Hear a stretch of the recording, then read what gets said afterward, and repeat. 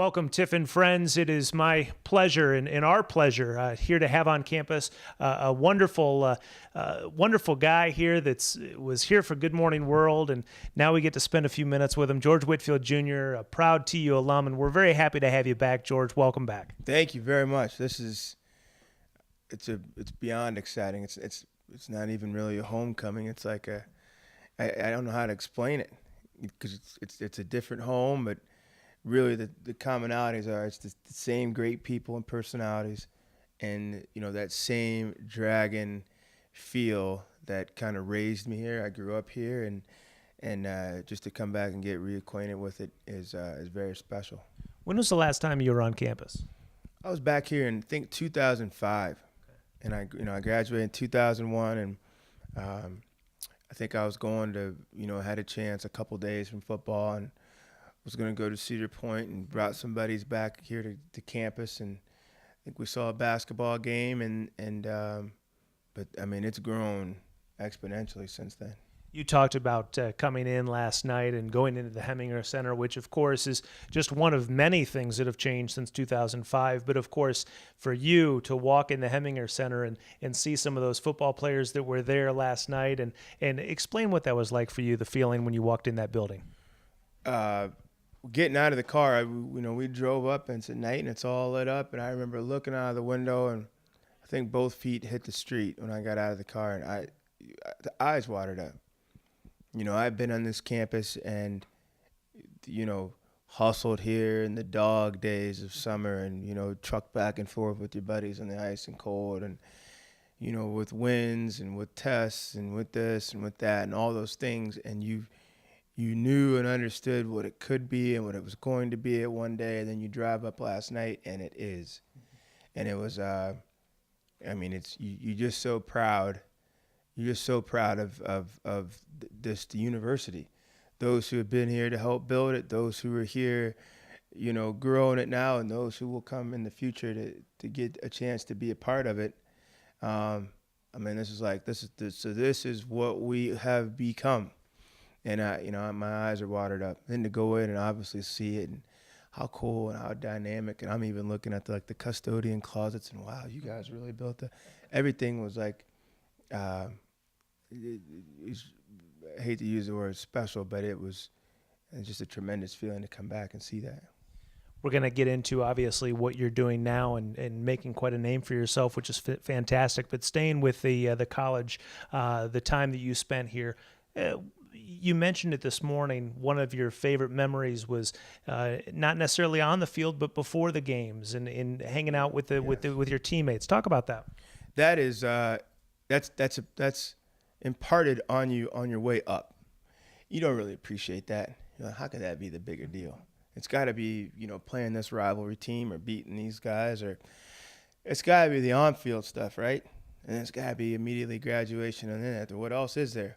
But on the other side of it, when you do look back, when you're all sitting in the locker room, and you all just came from a long day of classes, and then they're your brothers, and you haven't seen each other in some of them you just came out of class with, but now you see the whole family.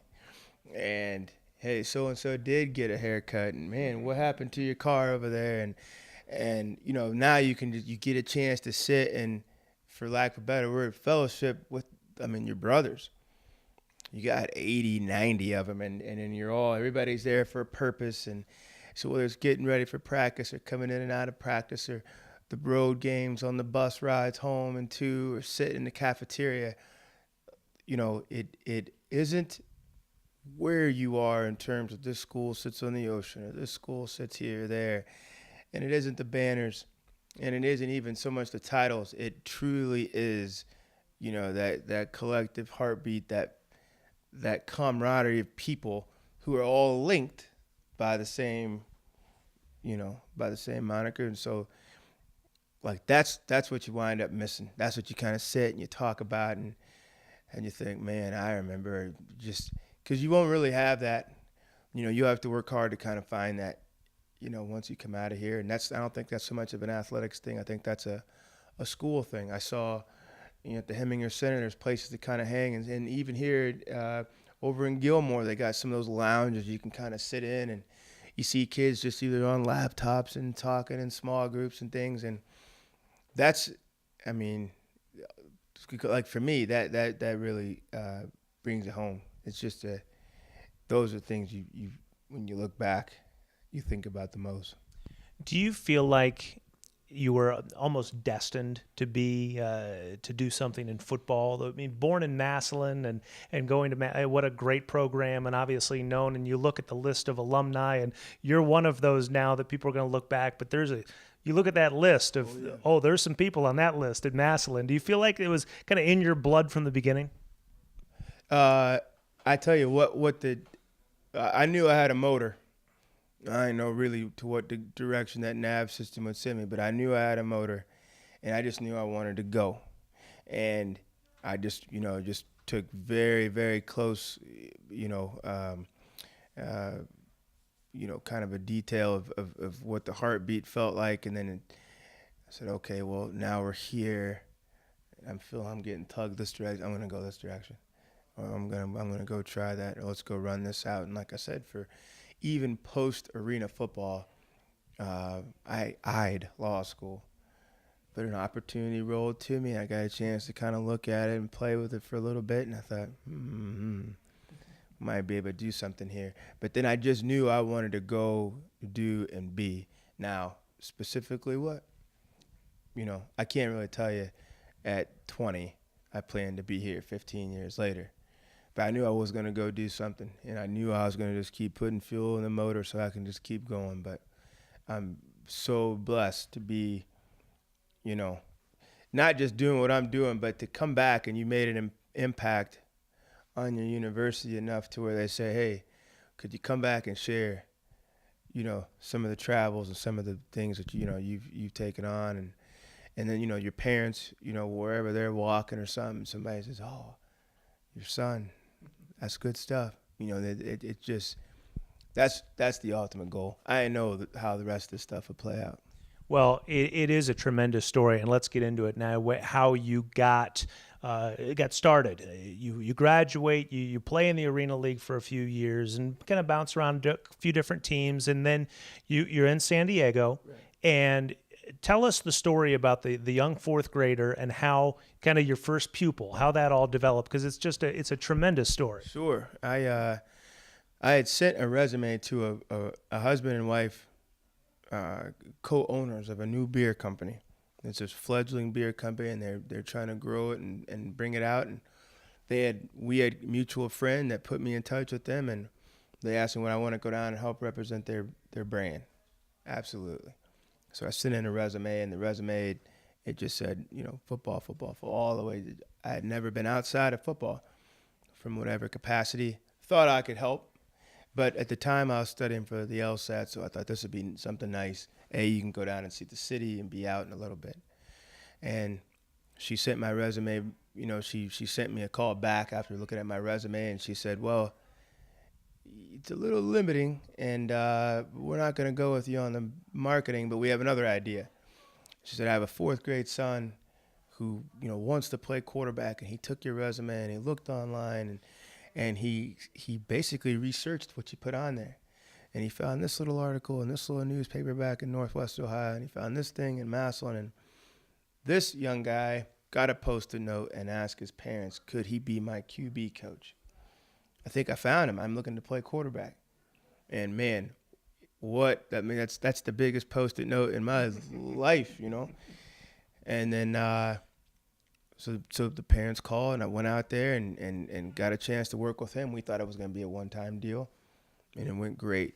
And like I spoke this morning, 90 minutes, and I didn't even really let him touch the football. There's just so many what I call managerial responsibilities to the position I was trying to get impart into this fourth grader, and we did it and chopped it down so he could get it. And then lo and behold, we spent the summer together with the family. And then as he went into his season, he played Pop Warner. I would get random calls from people each weekend that he played against him, saw him. And he was really an ambassador of what we had done this summer. And by the holidays, I had, almost 20 young guys. And now you're cooking with, at least with wood now. And so I had a conversation with my parents, and my dad said, "Are you going to go all in?"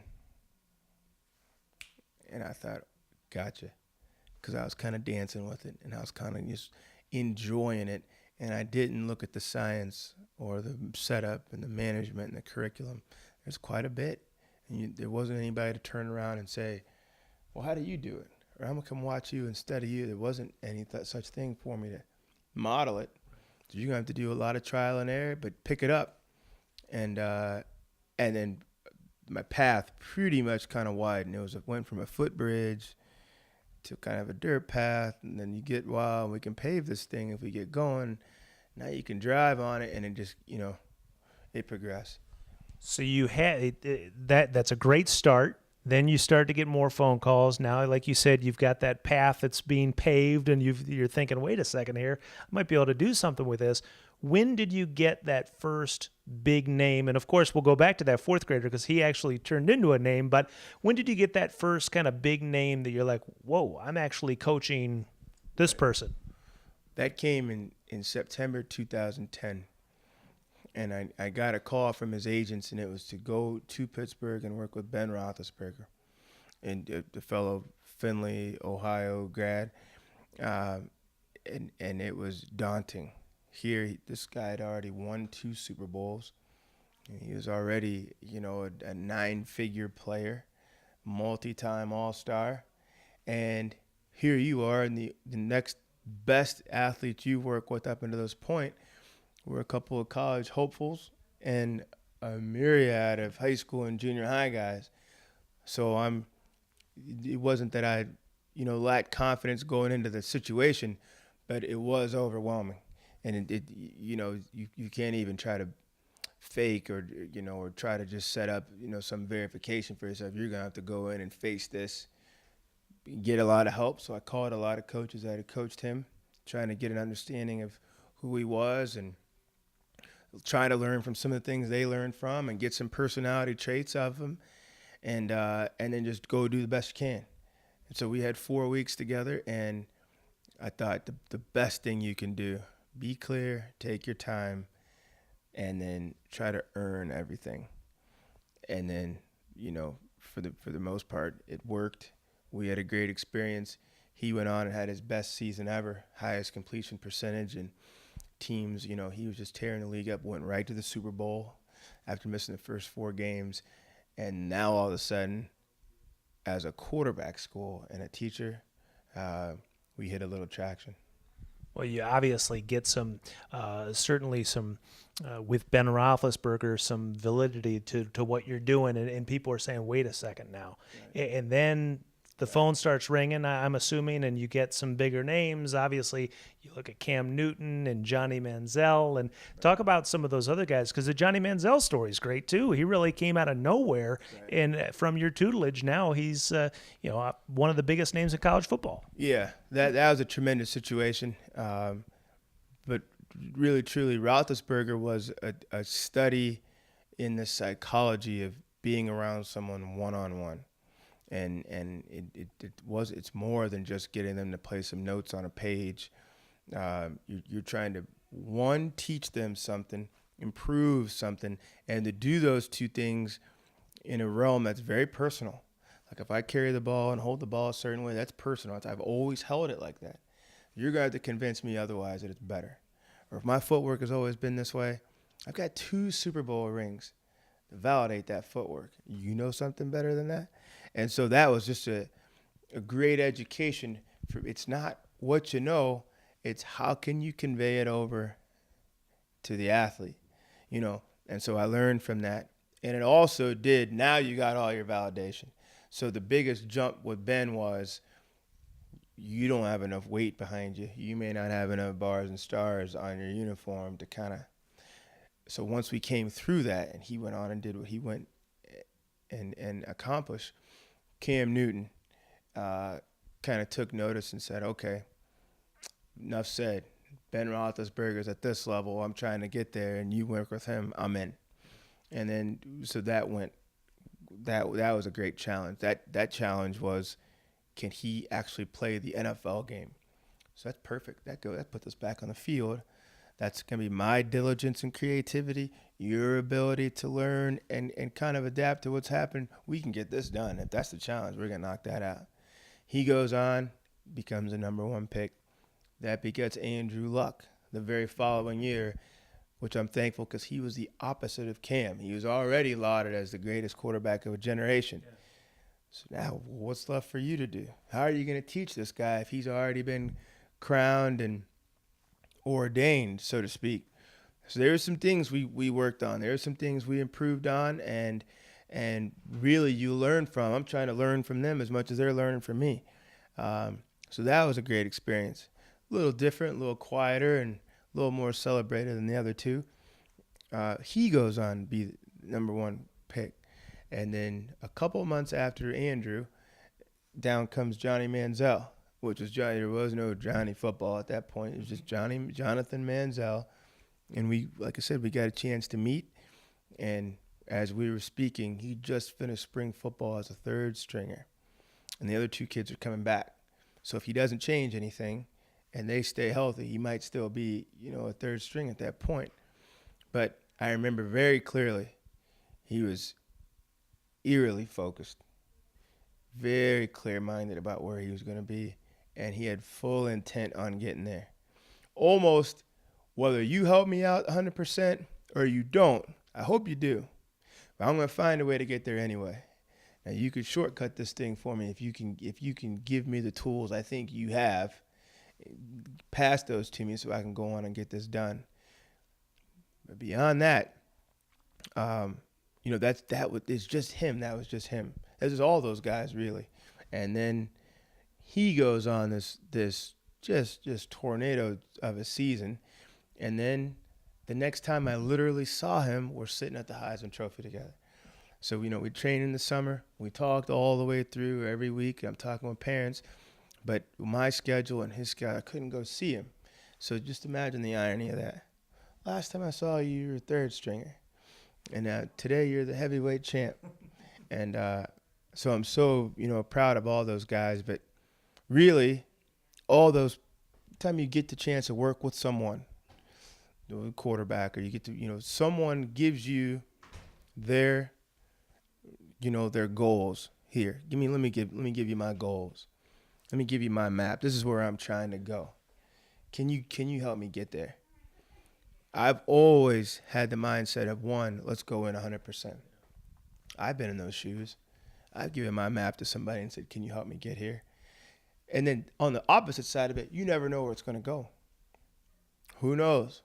I wasn't sitting up here. What I wanted for everybody is that you become as best you possibly can. And after maybe if we might work for 3 straight weeks, after today, you're going to be better than you were when you walked out here. And then the next day, better. Tangibly better. Not all this thinking and talking about it. Tangibly better. We're going to move all this. And let's run it out. Let's run and go see how far it can take us. And what can you do with these, skill set now? And then now, shoot, it's sky's the limit. The kid that wrote the Post-it note, Yep. 4th grader at the time. Yep. Well, from telling that story, before we even know the result of what he's doing now, and I thought it was funny that one of the first questions this morning was, whatever happened to that first student, which is great. I was thinking of the same thing. But when you told that story and he wrote that Post-it note, I'm thinking, well, that's a smart kid. Very smart. Well, clearly he's smart, because where did he end up? Northwestern University. He's at Northwestern, Evanston, Illinois, and so immensely proud of him. Mike Hinckley. He was Mikey then. That's when I had to get on a knee to talk with him eye to eye, and now he's 6'4", and voices drop down like this. And before he was like a young, but that's kind of the funny thing too. You see all these kids and they come out there and you're looking down at them, or you got to get on a knee to see them, and then over the course of the year, they start getting to your height, they go past your height, and they start driving themselves into training. But I'm so proud because he is the very first youngster I've ever had a chance, where we set up like that to work together. And now he is just enrolled in Northwestern. And another, you look at your website, which, by the way, just go to Whitfield Athletics. That's ATHLETIX Athletics.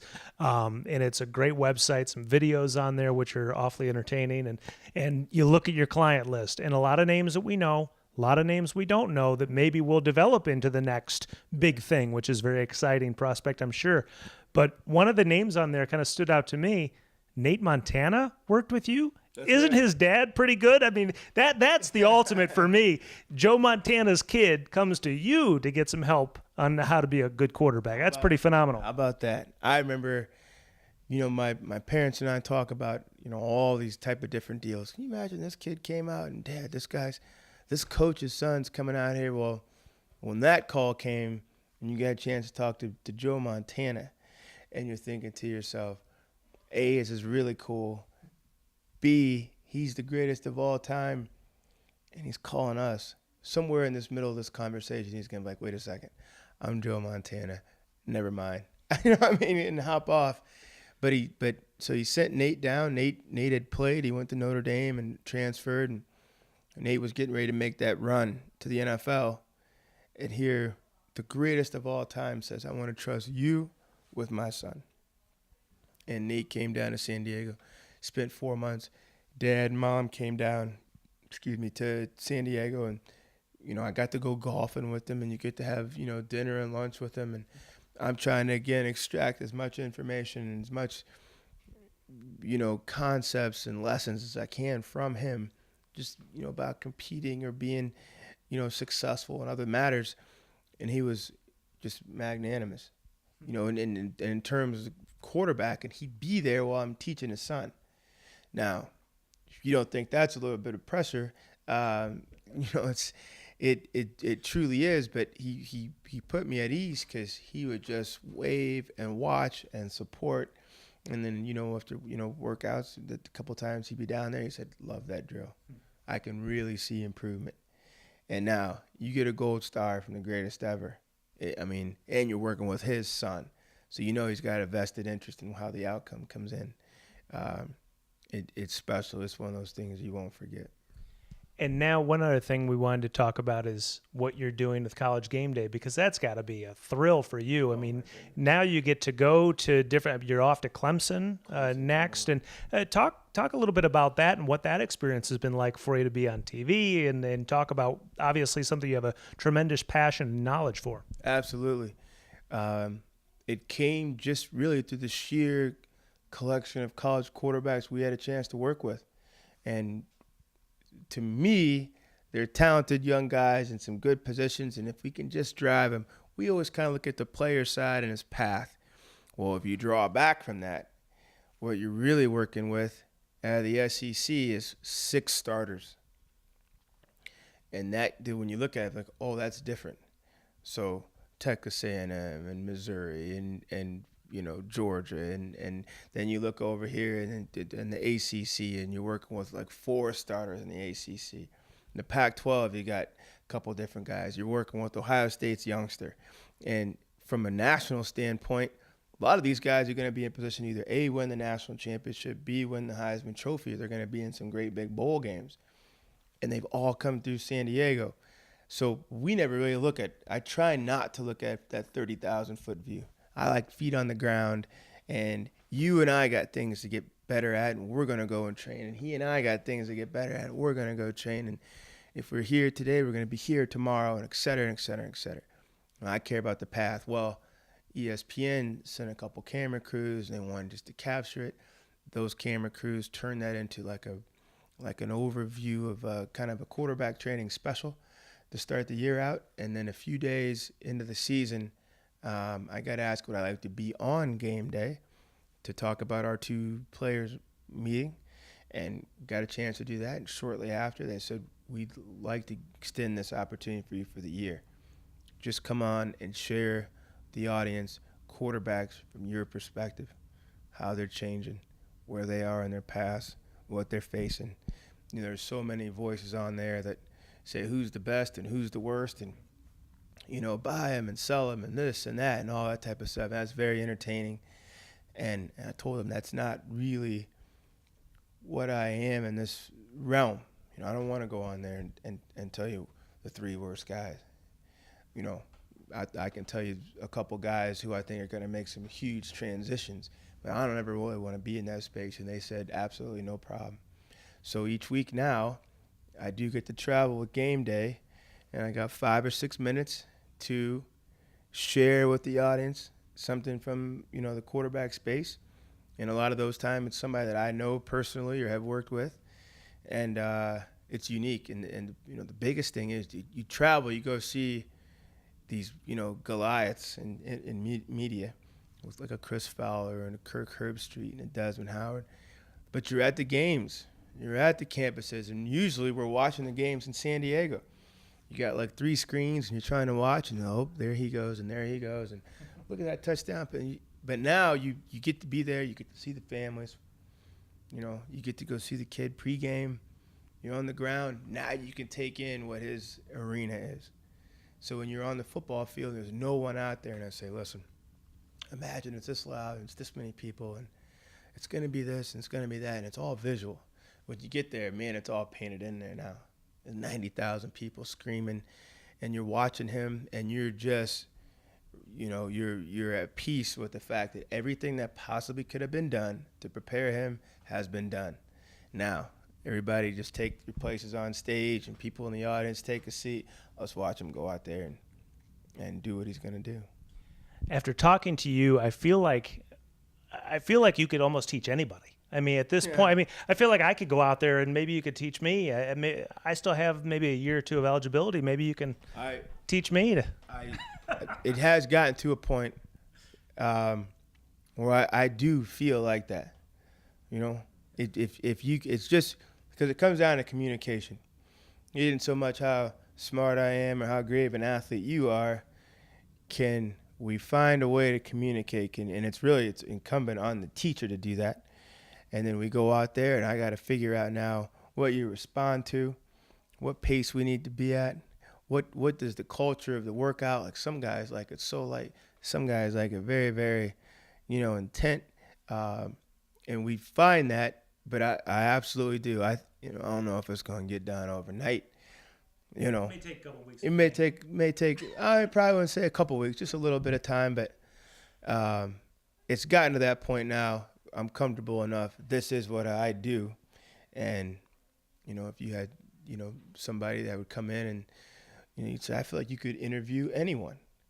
I feel like you could interview President Obama, or you could interview a guy that's got 3 life sentences.